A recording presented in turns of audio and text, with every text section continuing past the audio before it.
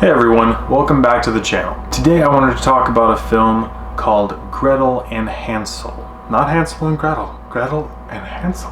Gretel and Hansel is directed by Oz Perkins, who has done nothing notable in his career of movie making. I didn't recognize any of the actors or actresses in this film except for Gretel, who was played by Sophia Lillis.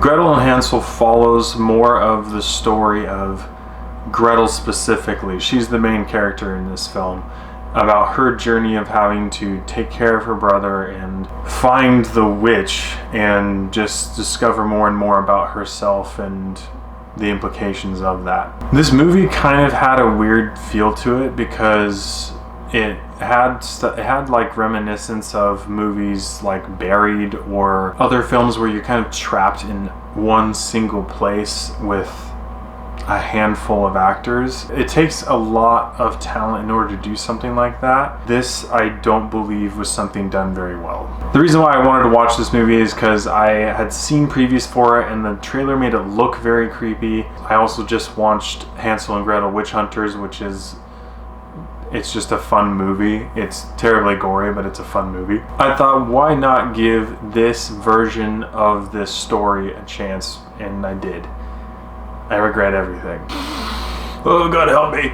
Before I get into these 6 things that make a movie great, I will say specifically that some of the shots and the angles that this film recorded in were done really well. It was very artistic, but I think that in the end they relied way too heavily on the art to try and carry the film, which is very unfortunate because it had a lot of potential to be a very interesting take on the story of Hansel and Gretel. So with that, let's get into the 6 things that make a movie great. The plot. The plot in this movie was pretty much non-existent, and that's one of the biggest issues I had with this film. There was nothing driving the plot. It's just, I think Oz Perkins must have also thought, like, you know the classic story, so that must mean that you'll know what I'm doing, and it's like, no, you don't. There wasn't anything about the first 40 minutes of the movie that really engaged me at all. It was just very slow and very boring, to the point where I almost stopped watching it multiple times, but I was like, I have to just power through this because I've gotten halfway through the movie and I have to just commit to watching this even though I'm having a miserable time. So I have to give plot a thumbs down because it was non-existent. You're really just following Gretel as she realizes things, and it's as if you just kept a camera on someone and just followed them around all day, although I think you'd have more enjoyment doing that than you would in this.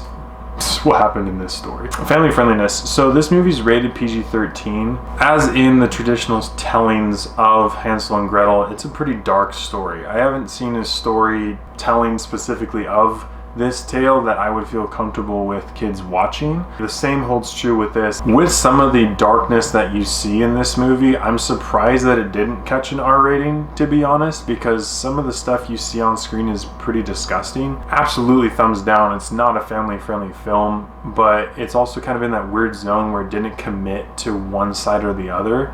So your demographic is kind of confused because it has a PG-13 rating, but I'm telling you that I wouldn't feel comfortable with my kids watching it. And the confused demographic just adds to the overall disarray of this movie. 3, acting and script. So the acting in this movie was actually pretty decent for what they had. Whoever wrote the script, though, and so many times it's like they're trying to say something ethereal or philosophical, and when you have no plot and nothing is really pushing the whatever tiny bit of plot, if there even was one along, you think it'd be the script and the actor. It's pretty obvious that there's no plot because nothing carries this movie. So you put all this together and it's just kind of a mess. So acting and script, I have to give a thumbs down. 4 is character development. With character development, I will say that the only character that's really developed is Gretel. No one else in the movie is. Not the main antagonist, not Hansel. Hansel is actually a kid in this film where she's probably a teenager, and I'd say he's probably like 6 or 7 maybe. Gretel's character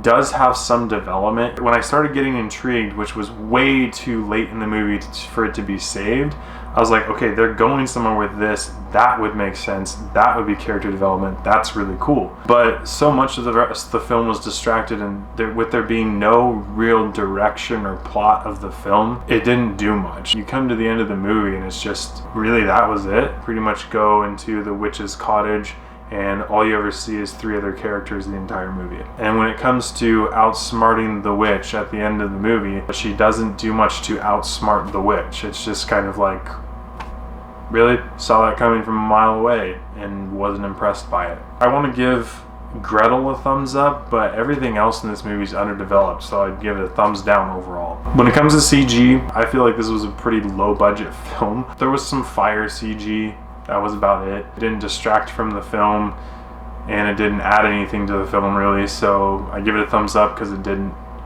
do worse. 6, rewatchability. Huge thumbs down. Like I said, the payoff at the end of this film is not worth what you go through to get there. This movie isn't even just a slow burn, it's just dead. The movie's dead.